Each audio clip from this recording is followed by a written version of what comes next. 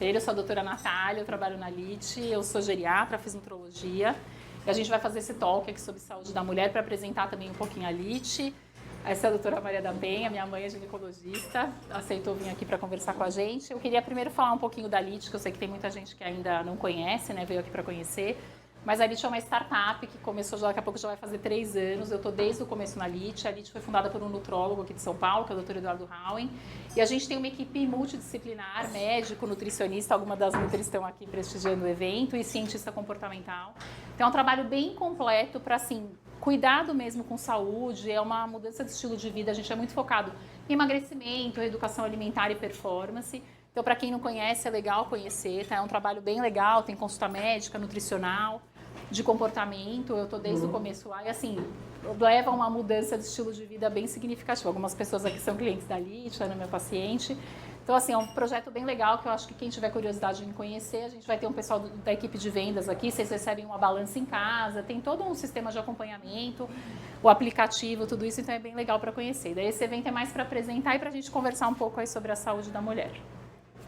Vamos lá? Quer falar? Então vamos lá. Sentar aqui para ficar mais um bom bate-papo. dia, obrigada pela presença. Ela já me apresentou, então eu trabalho mais com ginecologia, trabalhei já com obstetrícia, longevidade e a questão do climatério e menopausa.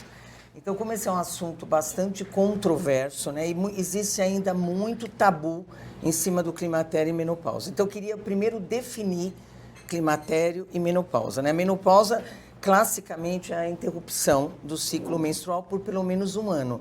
Mas acontece o seguinte, que isso acaba gerando um erro, porque, na realidade, muitas mulheres menstruam e já estão na menopausa e acham que não, e outras que não menstruam ainda não estão. Então, além de não menstruar, você tem que ter os exames laboratoriais compatíveis com a menopausa. Aí você vai estar na menopausa e qualquer sangramento depois de um ano estando na menopausa vai ser anormal.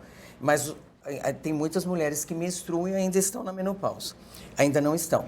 Vamos definir bem o climatério, porque eu acho que a fase do climatério é um período muito importante e onde tem todas essas alterações metabólicas e hormonais. O climatério é a fase que antecede a menopausa. Ele leva mais ou menos uma média, isso é tudo em média, 3 a 4 anos. Então, na realidade, se a gente considerar uma menopausa normal entre 48 e 52 anos, você considerando 3, 4 anos antes, 44, 45, nós estaríamos iniciando o climatério. E por que o climatério é importante? Porque essa mulher, ela está menstruando, muitas vezes com pequenas alterações menstruais, ou ciclos mais curtos, ou ciclos mais longos, mas ela não entende que ela está tendo alterações hormonais. Então, ela começa a ter fadiga, cansaço, acorda à noite, às vezes sim, às vezes não, um pouco de instabilidade emocional, né? Irritabilidade, uma TPM constante, mas ela está menstruando, então o marido reclama, os filhos reclamam, porque assim, não é só 5 dias, é o tempo todo. E na realidade, a mulher mesmo, ela não se aguenta. Então chega uma hora, quando você vê mulher gritando, tendo piti, a coitada, não, e ela não tem controle sobre isso. Então, na realidade, o que ela faz? Ela vai no psiquiatra, ela vai na psicóloga, e aí, remédio para dormir, remédio para acordar. E, na realidade, às vezes até precisa, mas de uma maneira geral, os hormônios vão alterando isso. Se você não fizer uma mudança hormonal, e não é nenhuma reposição, é uma modulação, a paciente vai tendo outros problemas e aí a iatrogenia, porque ela vai tendo os problemas decorrentes dos medicamentos. Então, o climatério, eu acho que é a fase mais importante e tem que ter essa consciência, mulher, que esses sintomas, eles estão todos ligados à alteração hormonal. Eu estava, antes de começar, conversando com a Lívia, porque, na realidade, o que é isso? Quando a menina tem a primeira menstruação, ela também tem todos esses sintomas. E a mulher está diametralmente oposta. Então, está tudo relacionado. Então, são dores articulares, cansaço, um aumento de peso. Ela, mesmo que ela faça exercício, dieta, ela tem uma dificuldade enorme de perder peso. Mas por quê? Porque no climatério a gente perde 40% do nosso gasto calórico. Isso é fato, não adianta É fisiológico. Então, o que nós temos que fazer? Antes disso, diminuir pelo menos 40% do nosso aporte calórico. Porque, senão, isso para manter peso, não é para emagrecer. Então, porque a gente já não tem esse gasto. Aí a paciente vem, mas eu quero acelerar o metabolismo. Você não acelera o metabolismo. Você melhora, são termos, você tem que mudar teu comportamento. Eu acho que é aí que entra tudo isso. Se você acelerar seu metabolismo, que era o que a gente pensava há 20, 30 anos atrás, vamos acelerar. Você envelhece antes e tem mais câncer, porque o organismo faz isso para você viver mais. Então, a gente tem que seguir a fisiologia. E hoje é o que a gente procura fazer. Nessa modulação hormonal, tentar equilibrar esses hormônios. E o que acontece? Essa queda começa em torno dos 30 anos, a testosterona começa a baixar. Só que ela é lenta e progressiva. Pequenininha, você vai sentindo alguns sintomas, mas nada importante. Em torno dos 40, a gente começa a ter um déficit de progesterona. Os ciclos ficam mais curtos, o sono, uma irritabilidade, muito inchada. Um dia você acorda com a pálpebra enorme, outro dia você está ótima. O peito dói, irritada, intolerante. São 2 ou 3 mulheres naquele. E, por fim, o estradiol, que é o hormônio mais importante da mulher, e aí ela começa com os calores, dores articulares, o ganho de peso, irritabilidade, não dorme, e alterações de humor, perda da função cognitiva, e os calores. Na realidade, hoje, quer dizer, antes e hoje, as pessoas só pensam nos fogachos, mas tem gente que está na menopausa, tem dores articulares, outras alterações de sono e não tem fogachos. Agora, falando dos fogachos, né, com a Alessandra, eles são muito importantes. Eles não são só os calores que vão passar. Hoje a gente sabe recentemente que cada vez que você tem um fogacho, você tem uma isquemia cerebral. Então, na realidade, você tem uma vasodilatação periférica às custas de uma isquemia cerebral. Então, quanto mais fogacho, mais pequenas isquemias. Então, na realidade, o tratamento não é só, eu tenho fogacho, tudo bem. Essa mulher, ela vai ter uma diminuição de função cognitiva, uma maior chance de ter demência, 10, 20 anos depois, por arteriosclerose, não é nem por Alzheimer, e na realidade uma microdiabetes, hipertensão, porque você tem uma alteração de toda a circulação periférica. Então, fogacho, mulheres que têm fogacho, elas têm que entender que não é simplesmente um calor que vai passar, ele tem uma repercussão metabólica no organismo importantíssima. Então, achei importante falar isso, porque isso ainda é muito desconhecido. Poucas pessoas falam isso. E isso pode levar a uma demência precoce. Por isso que 2/3 das demências são em mulheres, por conta da questão da reposição hormonal. Um outro trabalho que surgiu no final do ano passado, nem pela ginecologia, pela neuro, estudando o cérebro feminino, que antes era só masculino, o que eles viram? Que depois de 3, 5 anos de menopausa, a mulher que não tratou, ela tem uma atrofia do cérebro, ele murcha em torno de 30%. Gente, depois ele vai piorando progressivamente, assim como a parte muscular e tudo isso. Pode falar. Essa questão que a gente tem a memória que já não funciona bem. É por essa questão. A questão, na realidade, Sim. exatamente. A gente fala que esse nevoeiro que eles exatamente. fazem é por conta porque da na realidade é a microcirculação que leva ao diabetes, à resistência à insulina. E qual o hormônio mais importante para isso? É o estradiol. Ele é que mantém o regionamento, é o hormônio que ele protege a mulher das cardiopatias. Quando você perde o estradiol, você se torna hipertensa, diabética, você se equipara ao homem em termos de risco cardiovascular. E ainda nesse tópico, o que acontece? Você tem uma alteração metabólica de resistência à insulina, pela queda hormonal. Então, mesmo que a mulher mantenha o peso, ela faz dieta, faz exercício, ela vem com a queixa seguinte: olha, eu tenho o mesmo peso, mas a minha cintura mudou as costas, porque existe uma mudança da distribuição corporal pela falta do estrogênio. Então, a gente já começa a acumular uma gordura que fica nesta região e perder, né? Perna. Então, você tem um aumento do risco cardiovascular. Então, gente, é uma coisa que assim transforma, homens, né? Fica aquela gordura mais abdominal. Do cabelo até a unha do pé. Então, a importância da reposição, junto com a parte metabólica, é fundamental. E depois a Natália vai falar dos exercícios, porque na realidade o músculo, a musculatura, a gente tem a maior glândula neuroendócrina do organismo. Hoje a gente sabe que o músculo, ele produz uma média, pelo menos conhecidos, de uns 800 hormônios. Né? E varia de braço, de perna. Tanto é que hoje, falando em longevidade saudável, a gente fala que precisa ter musculatura de perna. Mas por quê? Porque quando você contrai o músculo da perna, você produz um hormônio, né, que se chama BDP. E esse hormônio, ele ativa a função cognitiva. Braço não faz isso. Ele produz outros hormônios. E o músculo ainda faz com que você mude essa resistência à insulina, pelo menos no momento da contração muscular, tirando a glicose, diminuindo a esteatose hepática e a gordura abdominal, porque ele libera uma substância que tira a glicose do fígado e diminui a resistência à insulina, pelo menos naquele momento. Então é importante toda essa noção para a gente começar isso 10 anos antes, porque quando você chegar na menopausa, então, muitas vezes você já está com 10, 15 quilos a mais, né? E você nem percebeu, um cansaço, uma fadiga diabética, pelo menos uma pré-diabetes, né? Já tem placa nas artérias, porque é por conta da insulina, que além de tudo é mitogênica, né? E ainda existe aquele tabu do câncer, mas na realidade existem poucas contraindicações para reposição estrogênica. Tem pessoas que realmente tiveram trombose ou têm um marcador realmente para câncer, mas existem outros tratamentos que podem ser feitos. Então aí entra dieta, entra atividade física e outros medicamentos que podem ser usados para isso. Então sempre tem uma alternativa. Então esse cuidado todo, ele vai gerar, você vai até atrasar a sua entrada na menopausa se você mudar todo esse tipo de coisa. Um estilo de vida. Doutora, eu acho que esse é o grande ponto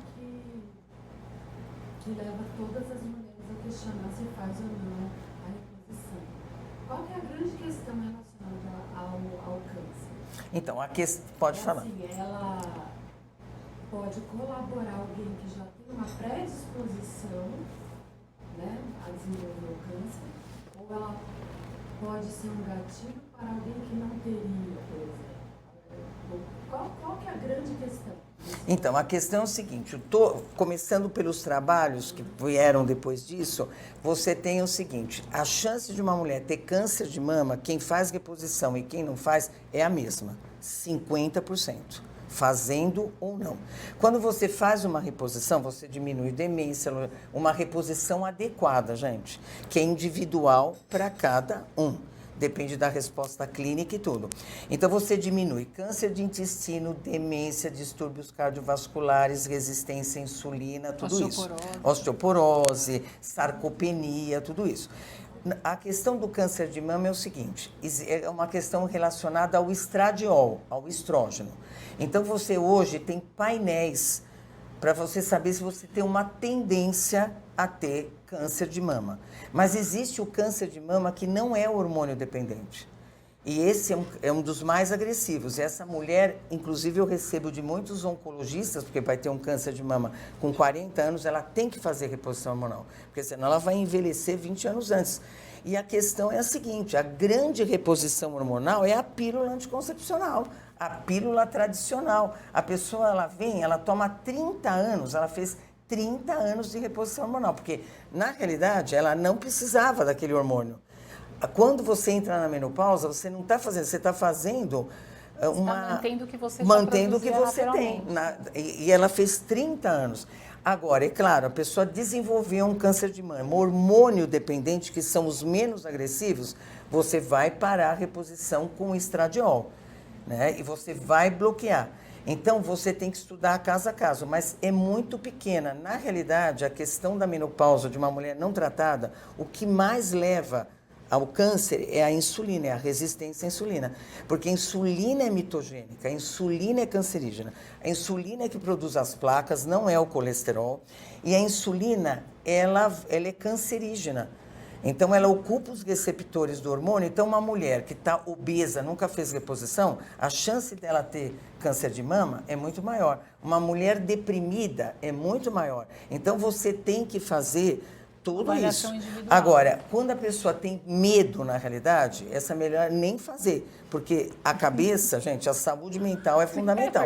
Então, é isso que você... A Vai pessoa avaliar. tem pânico. Vamos tratar a parte metabólica e não vamos fazer. Mas existe ainda um conceito muito errado sobre isso. Não Porque, na aumenta, realidade, não aumenta. muitas mulheres que tiveram câncer de mama fazem reposição hormonal. Mas são aqueles tumores que não são hormônio dependentes. Entendeu? Mas a chance é 50%, 50%. Agora a Natália pode falar. Não, na verdade, eu acho que você queria saber, assim, quando que a gente deve contraindicar. Então, assim, por exemplo, quem tem trombose ou tem Essa é a algum histórico, contraindicação essa é a contraindicação absoluta. Então, Não se a pessoa câncer. teve uma história de trombose, tem um fator de risco para trombose, daí a gente contraindica porque você pode aumentar esse risco. Isso sim. E se a pessoa teve um histórico, por exemplo, familiar de câncer de mama e você faz um estudo genético e tem risco, aí você tem que avaliar. Daí é uma avaliação que você faz individual. Mas não aumenta, o hormônio em si não aumenta. É a mesma questão que o pessoal falava da testosterona e do câncer de próstata. A reposição de testosterona no homem também não aumenta o risco de câncer de próstata. Um homem que já tem um câncer, se você der, pode aumentar um pouco o tamanho da próstata, até pode.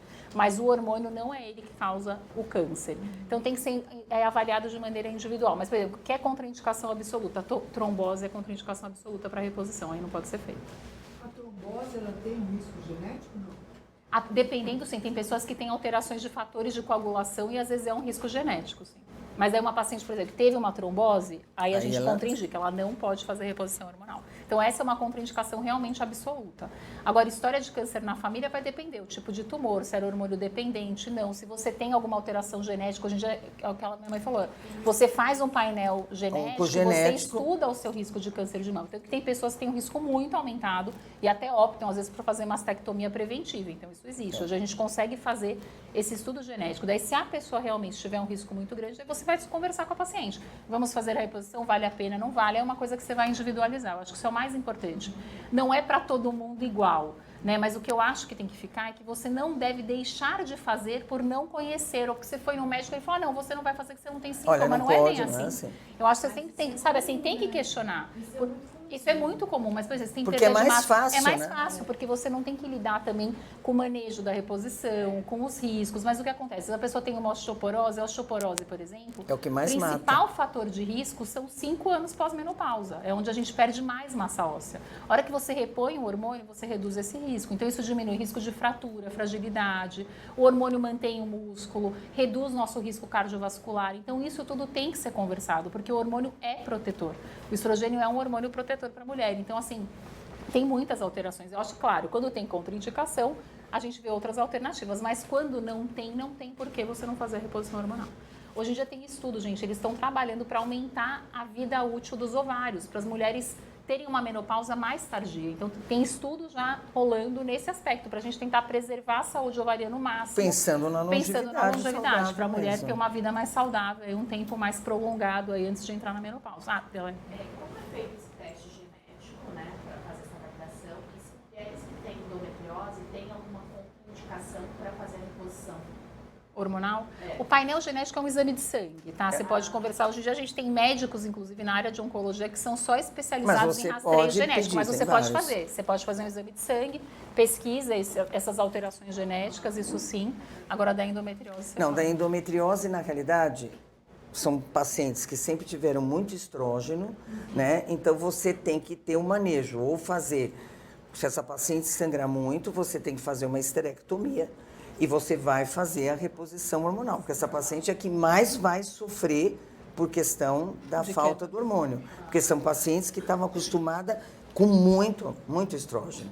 Então, você faz, e você faz de uma maneira diferente. Você provavelmente tira o corpo uterino ou coloca um levonorgestrel para proteger o útero, e você faz a sua reposição hormonal, sem dúvida. Faz com... Vendo sempre essa questão. É a questão dose, né, e resposta clínica, mas não tem a contraindicação quem teve endometriose de jeito nenhum, porque ela entrou na menopausa. A não ser que ela tenha outra contraindicação, como trombose. Essa é a única contraindicação absoluta de estrogênio terapia, não de testosterona, não de outros hormônios, porque as pessoas falam dos hormônios como se fossem todos iguais. O ideal é você combinar, né? Estrogênio e progesterona, você tentar manter o mais próximo da sua produção natural. Então, a gente tem estrogênio, tem progesterona, tem testosterona. Então, o ideal é você tentar balancear para ficar o mais próximo do fisiológico. Então, o ideal é a gente fazer esse balanço. E hoje você tem ainda os hormônios isomoleculares, que antes a gente não tinha. O que é isso? São hormônios cuja molécula é igualzinho que a gente produz. Então, na realidade, o organismo, a hipófise, ela responde como se fosse o hormônio produtor mesmo. Mas agora, muito importante falar da janela de oportunidade. Isso sim é uma contraindicação. Passados 5, 7 anos de menopausa clínica, você não pode mais fazer reposição hormonal. Porque aí você vai ter só custos sem benefícios. Então, na realidade, quanto antes começar, melhor.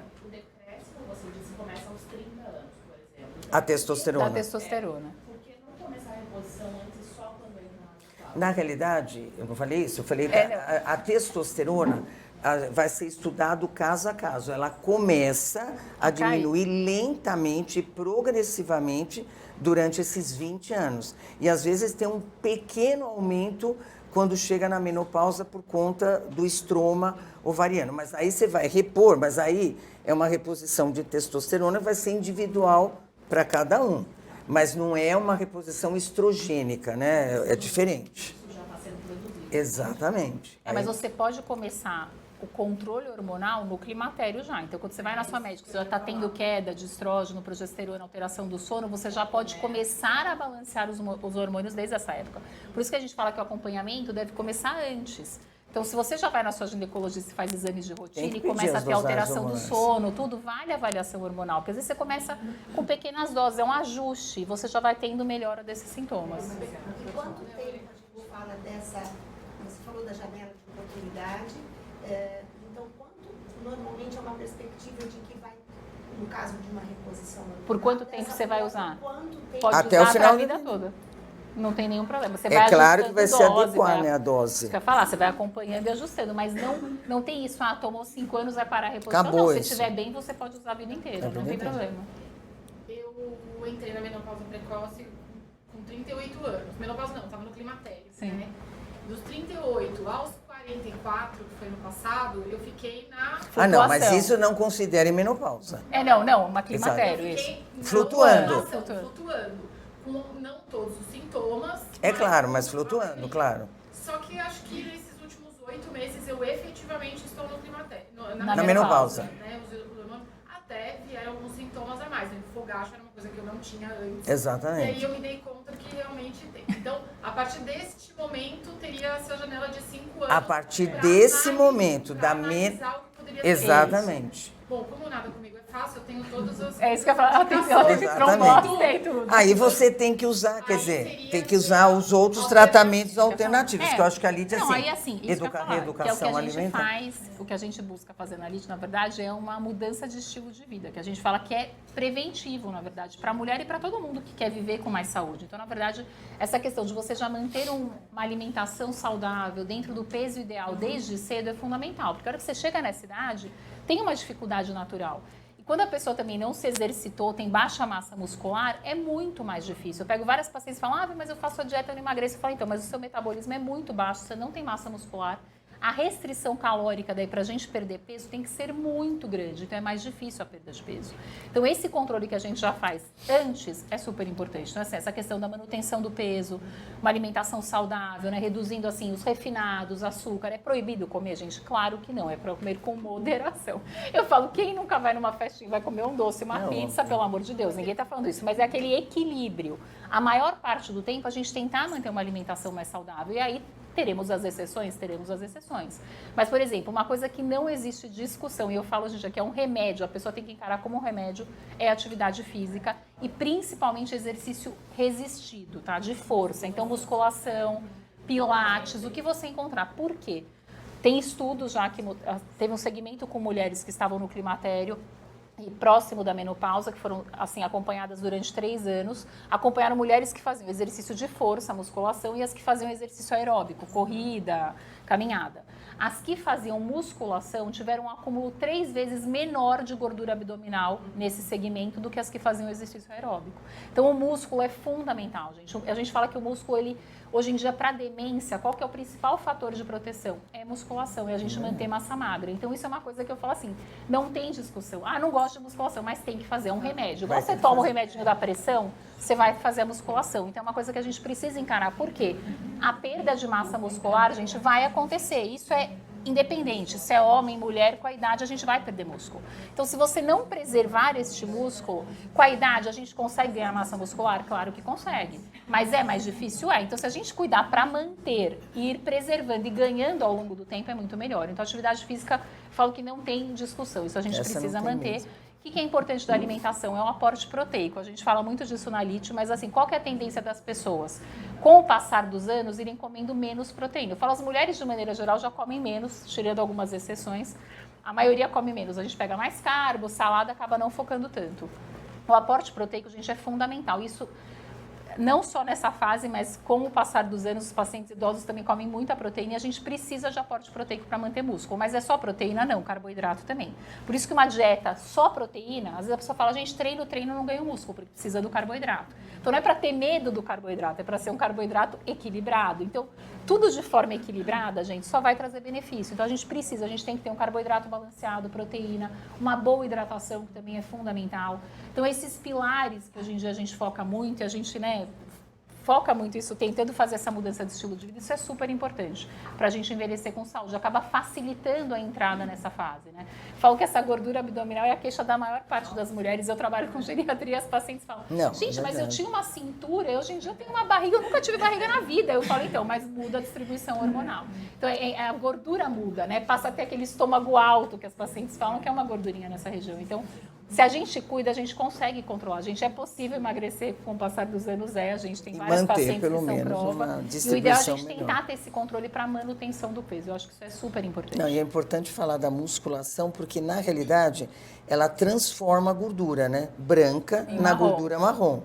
Então, isso é só na musculação que você consegue fazer. Você faz a dieta, você vai diminuir a gordura. Mas é a musculação e essa gordura volta depois.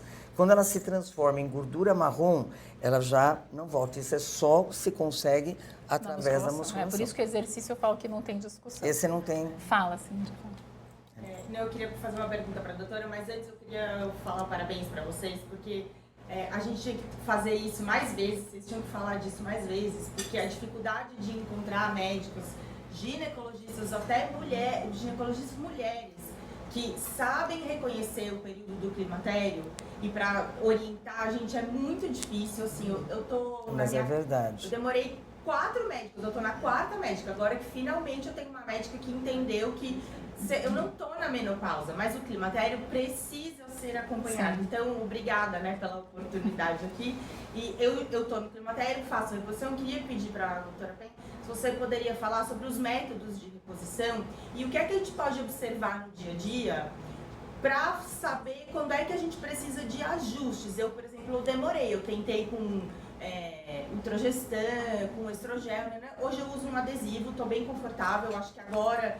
Depois, acho que estou no 4º mês de adesivo agora, deu uma estabilizada e tudo. Mas assim, eu sei que o corpo da gente muda, a gente vai ver. Então, o que eu posso observar no dia a dia para eu saber se eu estou no meu método certo, se a minha dosagem está boa? Porque, óbvio, a gente não tem esse tipo de... É claro. Então, essa fase, na realidade, o que eu falo para as pacientes? Fazer um controle mais frequente, pelo menos semestral. E também é o seguinte, você pode até, hoje eu estou bem, mas amanhã eu estou numa outra fase. Então, qualquer mudança, o sono mudou, a disposição caiu. É que as mulheres, elas costumam falar, mas está acontecendo isso, é por conta disso, é porque o filho... Mas isso aconteceu a vida inteira. Isso aconteceu a vida inteira e você não associou, mas não é verdade? E na realidade não é isso. Eu falo, desculpa interromper, mas eu acho que tem essa coisa da gente conhecer o nosso corpo. Vocês sabem, eu tive endometriose severa desde a adolescência, passei por milhares de coisas. E uma coisa boa que a endometriose me trouxe é eu conhecer o meu corpo. É verdade, porque aí você faz o controle. Porque eu sabia se a dor que eu tava sentindo era uma crise de endometriose, se o que eu tava sentindo era ia ter uma dor de barriga, sabe essas coisas? Mas é isso, né? Então acho que nessa fase, o que você vai ver? Você observou, você melhorou, acertou, e isso é individual mesmo. Você está usando um estradiol de adesivo ou estrogel, que são isomoleculares. Como que você vai saber? Qualquer mudança no sono, voltou um calor, voltou uma irritabilidade, começou a acordar à noite, mesmo sem calores, dores articulares, né, um ressecamento, alteração no cabelo, na pele, porque junto com o ovário, você tem alterações na tireoide também. 50% das mulheres têm hipotireoidismo. Então, a primeira coisa que a gente tem que verificar, não falei, mas vou falar agora, são os hormônios da tireoide. Muitas vezes a pessoa acha que está tendo alteração estrogênica e não está. Então, são os primeiros hormônios, porque eles também modificam. Então, na realidade, é o sono, dores articulares, dores musculares, cansaço pela manhã, você dorme, mas nunca se sente uma dificuldade. Mesmo uma pessoa que era atleta, ela começa assim, eu não vou. Hoje eu não vou, hoje eu estou cansada, hoje está frio, hoje choveu. Então, na realidade, e assim, outra coisa que eu acho que é uma coisa super importante que eu vejo nas mulheres é o seguinte, não quer mais sair.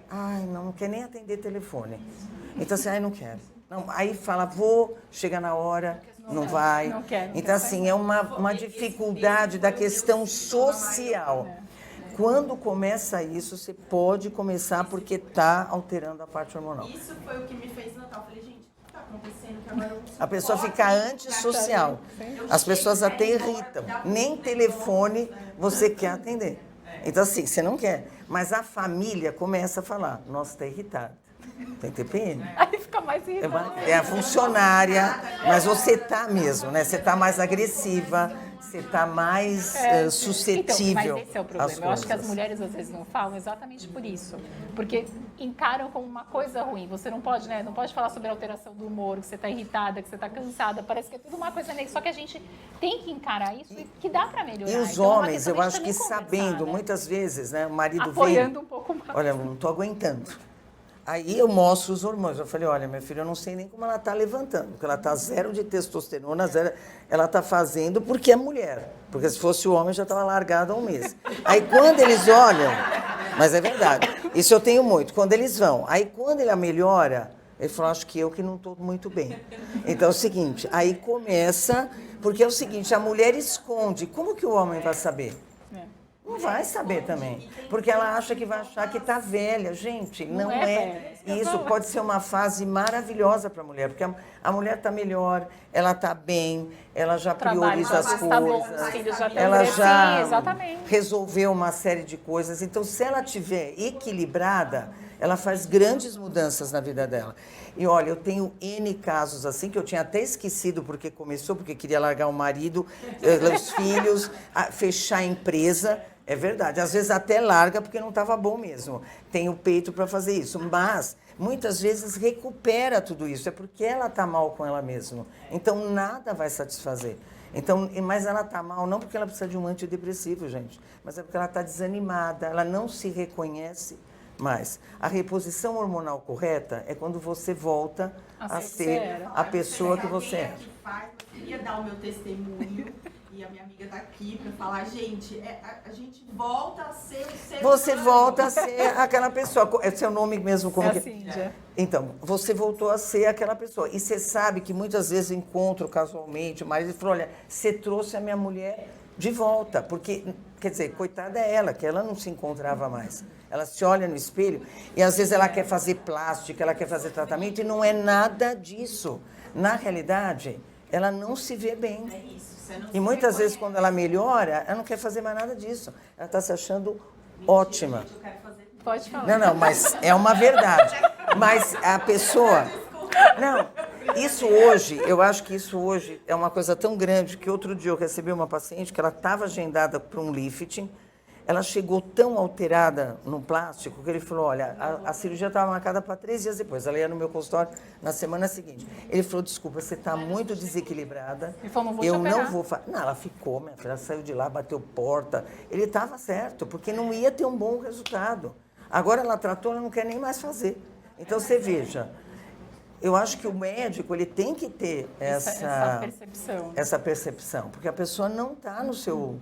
Habitual. Não está, ela A gente mudou. também precisa investigar, porque, por exemplo, tem muitos sintomas que eu vinha tendo e eu não tinha ideia. Que é tudo que da é menopausa. relacionado, por exemplo, um pra mim que foi fundamental, era zumbido e coceira no ouvido. Eu não tinha ideia que isso, eu achava que... Zumbido pode ter várias Não, causas. mas uma delas é a a parte hormonal, hipoxigenação, exatamente, então. sim. Mas o dela Porque coincidiu, né? diminui a perfusão, né? Por isso. Até falando dos sintomas, queria que você falasse um pouquinho mais sobre a questão das intolerâncias alimentares que podem acontecer. Na realidade é porque o que acontece, gente? Como você tem a microcirculação fica comprometida, o que acontece com o intestino? Tem as disbioses. E já vem uma disbiose, porque você, se estiver acima do peso, tem vontade de comer mais doce, isso vai alterando as bactérias protetoras intestinais. Com a menopausa, por isso que a menopausa aumenta o risco de câncer de intestino, porque fica mais ressecado. Uma das coisas que protege a reposição hormonal é o câncer de intestino. Diminui bastante a incidência em mulheres grávidas. Por quê? Todas as trocas são feitas no intestino. Se você está com uma alteração na permeabilidade intestinal, você não absorve o que você come bom e você não elimina as toxinas. Então, começa toda essa intolerância, porque não é só o intestino, é o trato gastrointestinal. Todas as mucosas vão estar comprometidas, gente. Mas é a mucosa vaginal, é tudo mucosa. O olho, você passa a perder a visão, a cuidar. É a primeira coisa, você fala, meu Deus, tô cega. Então, o oftalmologista é o que indica. Cardiologista hoje, que está integrado, a primeira coisa que ele fala, vai resolver a questão da reposição hormonal. Porque até pequenas hipertensões regridem, porque a pessoa emagrece, porque é o seguinte, se você não melhora a fadiga dela, ela não vai fazer exercício. Então não adianta. Primeiro, porque você fala, você tem que fazer. Ela falou, mas eu não consigo. E não consegue mesmo. Então você tem que melhorar, né, o aporte proteico. Arginina, você tem que... E assim, não são vitaminas muitas vezes, são minerais que faltam. É proteína. Hoje os estudos com a proteína, mesmo pessoas sedentárias, idosas, têm que consumir, porque você melhora a função cognitiva. Então mudou tudo hoje.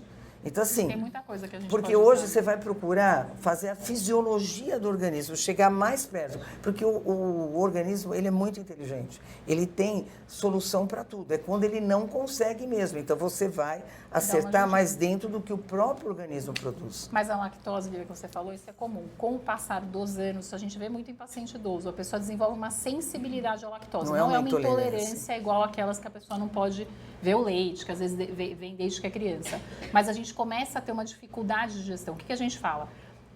Não é para você entender, o leite não é um vilão, tá, gente? O leite é uma fonte proteica ótima, queijo. É proibido consumir leite? Não. Pessoas que têm sensibilidade, sim, devem evitar por conta dos sintomas, inflamação. Mas o leite é uma fonte proteica excelente. Mas o que acontece? Às vezes, com o passar dos anos, como a gente tem um consumo reduzido de leite, ou às vezes de lácteos, algumas pessoas produzem menos lactase e aí começam a ter intolerância à lactose. Então, isso é muito comum.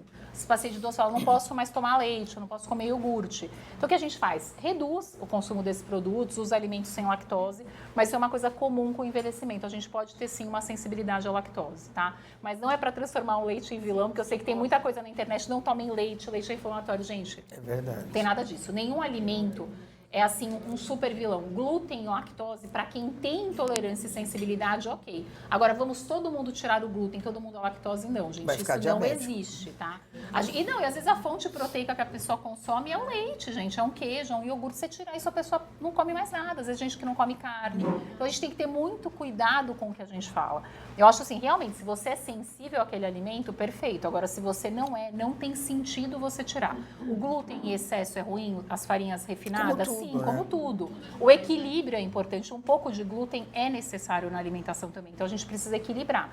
Eu falo que tudo é um equilíbrio. Sabe é a linha do meio. Exatamente. Não é nem para ser 8 nem 80. Então, a gente tem que dar uma equilibrada. Mas isso é super comum, Lívia. A sensibilidade à lactose é muito frequente. Tanto que, às vezes, o paciente fala, estou estufado, estou sentindo... Aí eu falo, tenta reduzir um pouquinho, porque às vezes a pessoa consome em excesso, troca para sem lactose, às vezes a pessoa percebe melhora dos sintomas. Isso é comum aparecer.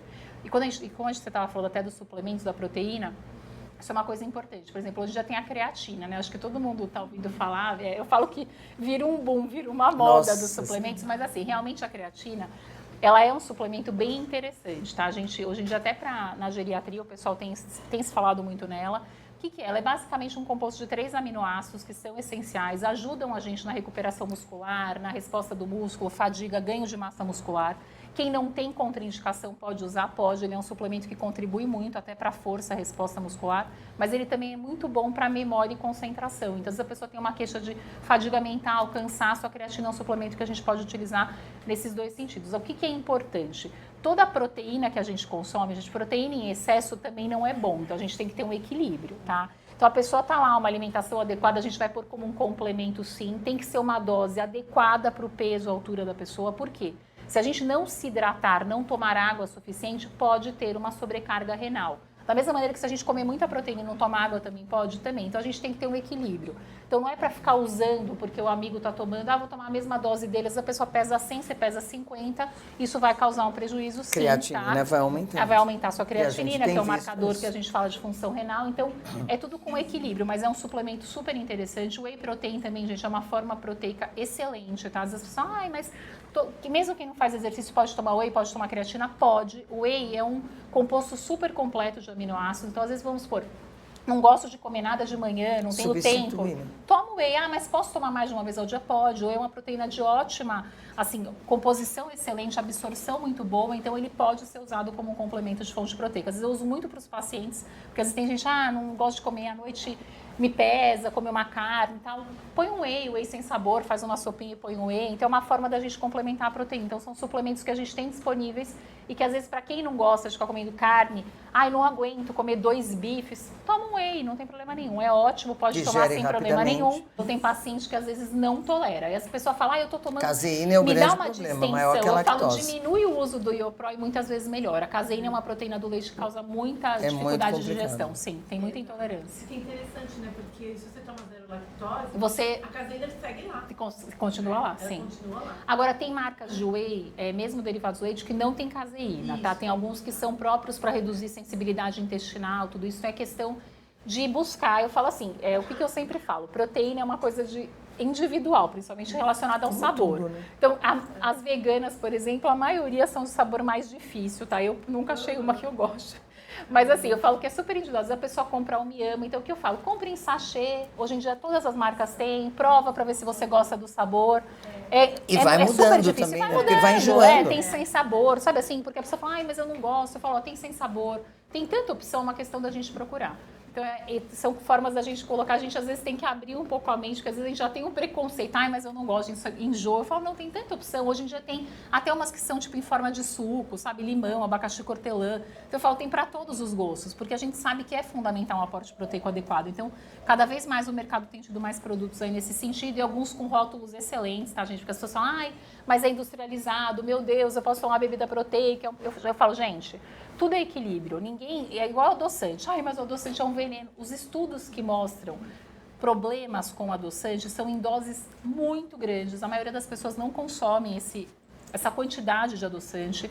Com equilíbrio não tem problema nenhum. Hoje em dia tem adoçantes ótimos, então dá pra gente usar. É só pesquisar, ver os que você tolera mais. Ninguém vai consumir, eu falo, ninguém vai viver de Iopro, de whey, a gente vai variar a alimentação. Mas são formas práticas da gente colocar um pouco mais de proteína na nossa rotina.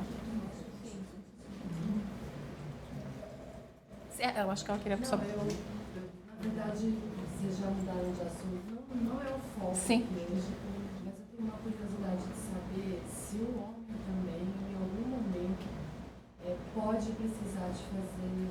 Sim. Os homens também vão tendo uma queda na produção hormonal, sim. Tá? Alguns têm sintomas até mais jovens. Para o homem, a queda da testosterona é comum, paciente às vezes mais idoso. Demora um pouco mais, às vezes, para eles terem os sintomas e terem essa queda hormonal. Mas acontece. A gente fala da andropausa, que é a queda dos hormônios masculinos. E o paciente às vezes tem fadiga, cansaço, falta de libido, fica mal-humorado. Não, sabe assim? E a gente... Então, na verdade, é difícil porque às vezes eu falo que homem é bem mais complicado. Primeiro que eles não têm hábito de ir no médico igual as mulheres vão. A gente vai desde cedo por conta do período e o urologista não pergunta sobre isso. Geralmente não conversa sobre esses assuntos, eles não conversam. Que ele nega também, né? Sim. Olha, eu estou imaginando que pode ser. Então, aí às vezes vale ter por exemplo, eu sou geriatra, então às vezes os pacientes vêm e comentam, aí eu peço os hormônios, vejo, aí quando é necessário, tem sintomas, a gente repõe. É uma reposição segura para quem precisa, por isso que eu falo, a gente não pode achar também que todo mundo tem que tomar, não é? Tem gente que tem hormônio vem e fala, eu quero tomar testosterona, meus amigos estão tomando. Eu falo, olha, mas o seu exame é ótimo, não tem necessidade, vamos fazer outras coisas, exercício. Então é uma questão da gente avaliar, mas realmente tem homens que têm uma testosterona muito baixa, tem sintomas associados, e aí vale sim fazer reposição. A média de idade é em torno, a média, 57 anos. Mulher em torno de 48, 52. O homem, na média, mais tarde, 56, 57 anos, começa a ter a queda. E aí ele começa a acumular também uma gordura abdominal, mais gordura, igualzinho. aquela barriguinha mais acentuada. Disfunção erétil, por outros motivos. E assim, uma irritabilidade, sim, pode o ter um pouco sono de mau humor, sim. fica comprometido, mais cansaço, igualzinho, tudo mais isso. calor. Então, não tem fogacho, mas ele fica mais encalorado, mais vontade de comer doce. E aí, no caso, seria o médico adequado, seria o geriatra? É difícil, o Pode ser geriatra ou alguns urologistas também trabalham. andrologista, né, que são raros, hein? Tem uro que faz a parte de reposição hormonal, tem alguns que fazem. Alguns endócrinos, Alguns sim, endócrinos sim, alguns fazem. Eu falo que existe muito tabu nessa parte hormonal, né? Às vezes você conversa com alguns médicos, eles são totalmente contra, eles não podem ouvir falar em hormônio. O que acontece? As pessoas acabam tendo uma visão, eu falo que o grande problema hoje em dia é que a gente vê muita coisa, você tem muito acesso. Então, quando acontece uma coisa de ruim ou alguém divulga uma coisa negativa sobre algum hormônio, algum medicamento, as pessoas elas tendem a encarar aquilo como uma verdade absoluta. Então, tem pessoas que têm verdadeiro repúdio à reposição hormonal. Só que isso é errado, gente. Se é bem feito, existem maneiras e maneiras de se fazer as coisas. Eu concordo que às vezes existe muita coisa, vamos usar chip da beleza, vamos dar reposição para todo mundo. Não, gente, não é assim. Se você for uma pessoa séria, que estudou, que, sabe assim, trata isso de uma maneira global, avalia você como um todo, você consegue ter um tratamento muito bom. Então a gente tem que buscar, sabe, vai numa segunda opinião, buscar os profissionais que você sabe, de repente, que alguém te indicou, que você vê que o profissional tem uma formação adequada.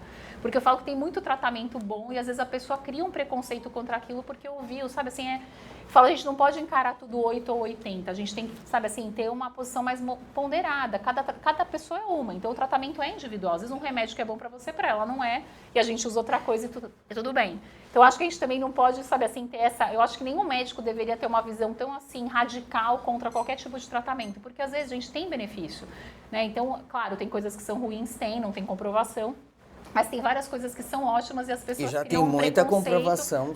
Terapia de reposição hormonal, realmente, uma época foi um tabu, mas hoje em dia isso já passou. Né? A gente sabe que é super benéfico, né? Então, essa coisa de ser terminantemente contra, sem motivo nenhum. Se você vai no médico, ele já tem uma opinião dessa, eu recomendo que você vá ver uma segunda opinião. Se for radical. Se for muito radical, sabe assim, sem nenhuma explicação, não faço reposição e acabou. Mas por que não vai fazer? A pessoa tem que ter alguma explicação para você. Então, acho que isso é uma coisa importante também. E a gente precisa selecionar, selecionar muito o que a gente consome de conteúdo. Isso que eu ia falar. Social, sim. Porque tem uma máfia de engajamento, que hoje em dia tem um monte de gente falando as coisas que sem sentido nenhum, sim. Não, sem nada. Não é só médico, não, é médico, nutricionista, é tudo, nutricionista. Mas a gente acaba sendo bombardeada, porque se você começa a pesquisar sobre o assunto, é normal o algoritmo ficar te trazendo. Nossa. Sim. E aí você é bombardeado com cada bobagem. Então, por isso, eu acho que você tem que saber, assim, eu acho que a gente sempre tem que ter uma posição. Eu acho que quando você vai no médico, claro, né?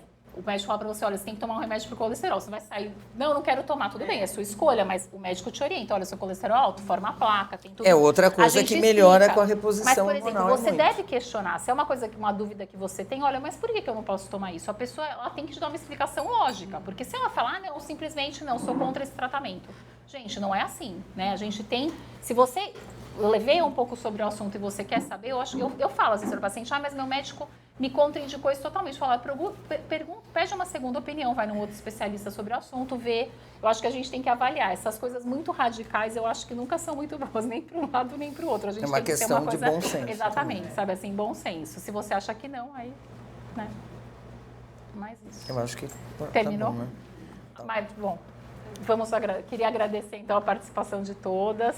Foi muito bom esse bate-papo, sempre Verdade. traz mais. Eu acho que, né, a gente vai Fica interagindo uma com as coisa perguntas, bem- fica uma coisa mais informal, mas que a gente acaba conversando. Tirando algumas melhor. dúvidas. Exatamente. Né? Foi rápido, mas eu acho rápido, mas que é acho uma que é- sementinha que a gente você vai- pensa, sempre a gente acrescenta alguma coisa, né? Exatamente. A gente acrescenta e vocês, E vocês né? também, porque as dúvidas sempre são boas. Depois... Me lembraram de falar que as flores, cada uma pode levar, pode que são levar um um. presente, tá? Então é isso.